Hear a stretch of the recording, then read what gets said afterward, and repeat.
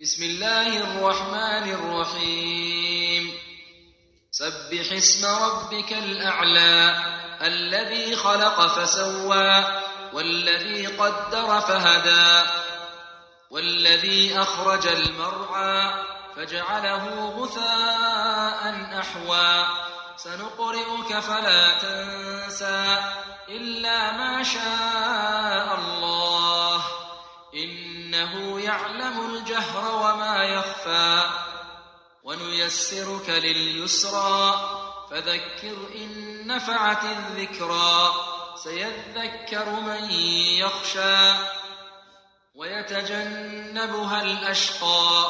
الذي يصلى النار الكبرى ثم لا يموت فيها ولا يحيا قد أفلح من تزكى وذكر اسم ربه